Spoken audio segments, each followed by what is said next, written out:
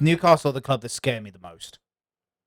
I'm happy that they're up there, to be honest. No. They're a really great club that deserves. Yes, they do. Newcastle's like my second favorite club. I really like Newcastle. Newcastle, honestly, the same with me.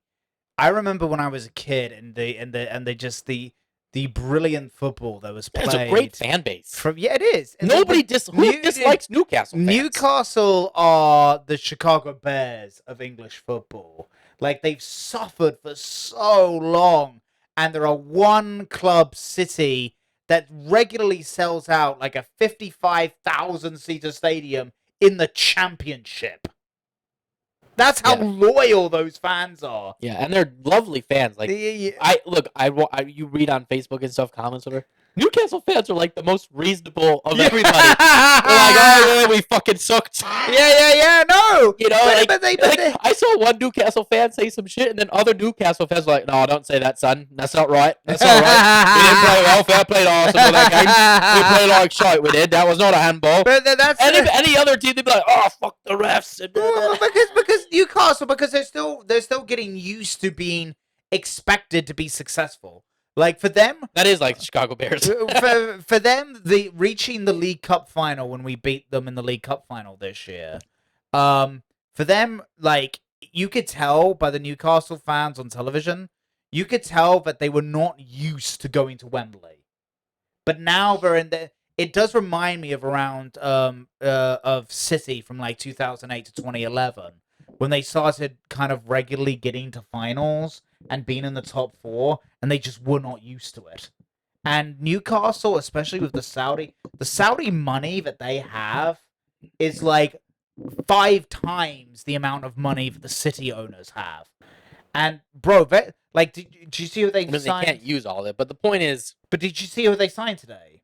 Yeah, the Italian guy. Sandro Tonali from AC Milan. Yeah, like signing. Yeah, absolutely. And which doesn't say much for Italian soccer that somebody from AC Milan's going to Newcastle. But Newcastle are now in that stratosphere, bro. Well, yeah, because they have the financial backing now, which they didn't before. Which is really long term. Also, let's be honest. The only reason why they are where they are. But yes, but long term, I'm happy for them. They deserve it. They do. But long term, especially if the Qatari takeover of United happens, there's only 3 clubs who are going to be able to compete in England: City, United, and Newcastle. Arsenal will still be there. Arsenal, no, you won't. We are an amazingly efficiently run club right now. That's why I'm so proud to be an Arsenal fan. Do you really think you're going to be able to compete with all that money? We just did, motherfucker. For one season. Actually, I can't. I got to cut that out. We just did. No. Look and see how. Let's look. Before you say anything, look and see. We were in the top 4, spending no money before. For 20 years, we made the Champions League under Wenger, and he had to pay nothing. Arsenal is one of the most efficiently run clubs. Fine, but still, we're an amazingly efficiently run club. They have an amazing scouting department that's doing very well. Will it last? If Edu leaves, if Arteta leaves, will it last? No. But for right now, they're doing the right things. They all want to be there. For right now. Yeah, nothing lasts forever, dude. If you do not win something within the next couple of years, in my opinion, you have missed the golden opportunity. No. Because after that, you will not be able to keep up with Newcastle, United, and City. No. That's what I'm telling you. Yes, dude. Yes, we will. No, that's you won't. I just described to you. The young core group that they're putting together will compete for now, 8 years. For this team, but I'm talking from like 5 to 10 years from now. You will not be able to compete. We'll see. Chelsea. Okay. The top 3 is going to be United, City, Newcastle. We'll see, man. And then after that, it's going to be. We'll see. It's going to be Liverpool, Chelsea, Spurs, Arsenal. You cannot. Yes, do that. I can. I've seen this before. I've been watching football my whole life. Dude, you can't. Bro. You can't. Football, you can't, dude. You can't say that. Yes, I can. Football is a tricky game. You can't say that. Yeah, no, I understand. I understand that more than anyone. No. But for right now, but the way that general trends are going, over the next 5 years, right, minimum, United City, Newcastle are going to be the top three, and it's going to No. be left. It's going to be left to Liverpool, No. Chelsea, Spurs, and Arsenal. Once Pep to leaves, pick up the City's not scraps. going to be as good. No, yeah, but they'll always have that No. backing, bro. It doesn't matter. It doesn't mean that they're Yes, automatically going to yes, win. it does because the No, it infrastructure. Yes, doesn't. it does. No, the it doesn't. infrastructure that they have built up is going to last No. for years, for decades to come. They will always be relevant in the conversation. They're not going to be a title contender all the time. Yes, they are. No, they're not. Yes, they are. Look at Liverpool too, man. They don't have the billionaire but Saudi money, no, and they ran City to the ground. They just got actually, how much is it a joke? How much of a joke is it that Liverpool put themselves the Fenway Sports Group put Liverpool up for sale the same time they put the Glazers put the United up for sale? No one's interested in Liverpool. Well, I don't have anything to say about that because what does that tell you, Scousers? Huh? You're always second fiddle to us. Right. All right. Calm down there. So yeah, but it was a very interesting season. I think it was a lot of interesting things. I don't agree with you about your prediction because football is a fickle game. Hell, it's the way things are trending. Saudi Arabia could become the next Super League. I know. Yes, I wanted to say something about that tonight. I mean, who knows? Man? Because the thing is, like, the Saudi money, bro. So, not only have they basically taken over golf here, right? But like they're now poaching players, not just a 35 and up like Benzema, Ronaldo, but Ruben Neves, Koulibaly, N'Golo Kante. No, and Conte's old. Well, I mean, but he's still, in my opinion, most of the people they're getting are the 30-plus guys, but who are not able to compete at the high level anymore. But they still have like a decent 2 or 3 years left in Europe. Koulibaly and Neves. I mean, come on, man. Where was Neves really gonna go? He's like remember the Brazilian guy who was on Chelsea, with not Pedro, the other guy, Oscar. Remember him? He went out there to just make a bag.